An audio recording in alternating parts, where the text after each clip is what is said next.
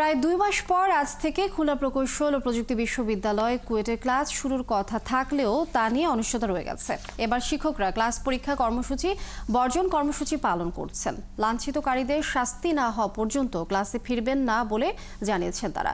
Syndicate সভার সিদ্ধান্ত মেনে একাডেমিক ক্যালেন্ডারে কার্যক্রম শুরুর কথা থাকলেও তা আর হচ্ছে না। কুয়েট শিক্ষক সমিতি জানায়, লাঞ্ছিতকারীদের শাস্তি না হওয়া পর্যন্ত ক্লাসে ফিরে না যাবার যে সিদ্ধান্ত নেওয়া হয়েছিল তা এখনো বহাল রয়েছে। গত ৮ ফেব্রুয়ারি দুপুরে সংঘর্ষে কুয়েটের অনেক শিক্ষার্থী আহত হয়। ওই দিন বিকেল থেকে পরদিন বিকেল পর্যন্ত কুয়েটের মেডিকেল সেন্টারে বিদায়ী উপাচার্য অধ্যাপক ডক্টর মোহাম্মদ মাসুদকে অবরুদ্ধ করে রাখে কিছু শিক্ষার্থী। তারা বিদায়ী উপাচার্য সহ কয়েকজন শিক্ষককে মারধর, লাঞ্ছিত ও গালাগাল করে। পরে গত ২ মাসে আন্দোলন চলাকালে কিছু সংখ্যক শিক্ষকদের নিয়ে কটূক্তি করে। এ নিয়ে শিক্ষকরা ক্ষুব্ধ। গত ১৯ ফেব্রুয়ারি থেকে অনির্দিষ্টকালের জন্য কুয়েট ও ২৫ ফেব্রুয়ারি থেকে আবাসিক হল বন্ধ ঘোষণা করা হয়েছিল।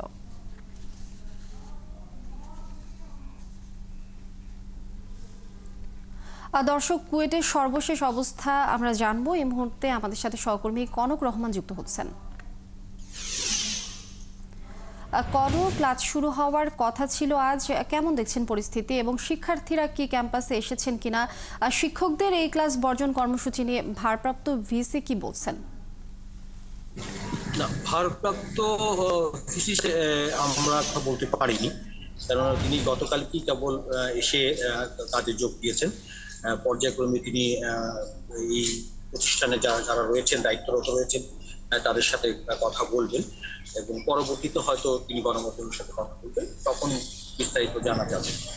আমি যখন আপনার সাথে সংযুক্ত হয়েছি তার মিনিট 10 আগে আমি কুয়েটের শিক্ষক সমিতির সাধারণ সম্পাদক প্রফেসর ডক্টর মোহাম্মদ ফারুক হোসেনের সাথে কথা বলেছি।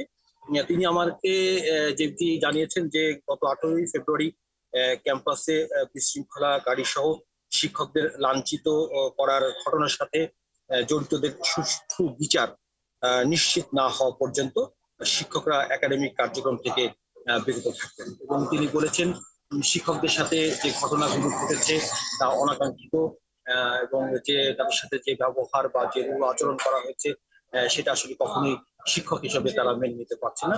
এইটার সুষ্ঠু বিচার তারা চান। এবং তিনি বলেছেন যে গত 17 এপ্রিল শিক্ষক সমিতির যে সাধারণ সভা হয়েছে, সে সাধারণ সভায় এই সিদ্ধান্ত নেওয়া হয়েছিল যে আজকে থেকে তারা ক্লাসে যাবেন না যতদিন পর্যন্ত এর বিচার না হবে। তারই ধারাবাহিকতায় এই আজকের এই কর্মসূচিটা চলছে। আর যে কথাটা আপনি প্রশ্ন করেছিলেন যে অন্যান্য শিক্ষার্থীদের ক্যাম্পাসে এসেছে কিনা, সকাল থেকে যখন জানা গেছে যে শিক্ষকরা কেউ ক্লাসে আসবেন না বা শিক্ষকরা সুষ্ঠু বিচার না হওয়া পর্যন্ত ক্লাসে যোগ দেবেন না, এই কথা আসলে ছড়িয়ে পড়েছে। এই কারণে আসলে সাধারণ শিক্ষার্থীরা যারা আশপাশে আছেন ক্যাম্পাসে, তারা কেউ শিক্ষা প্রতিষ্ঠানে আসেনি। আর ছাত্ররা যারা হলে রয়েছে তারা তো ঘটনাটা জানতে পেরেছে। সবকিছু মিলে এখনো যেই কুয়েটের যে অরাজকতা সৃষ্টি হয়েছিল এর আগে কিছু শিক্ষার্থীদের কারণে, সেটা কিন্তু এখনো কাটেনি। শিক্ষকরা কিন্তু তাদের দাবিতে অনড় রয়েছেন এবং মানসিকভাবে তারা আসলে ভেঙে পড়েছেন। শিক্ষকরা বলেছেন যে কনক রহমান, অসংখ্য ধন্যবাদ আপনাকে। দর্শক, কুয়েটের সর্বশেষ অবস্থা জানাচ্ছিলেন সহকর্মী কনক রহমান।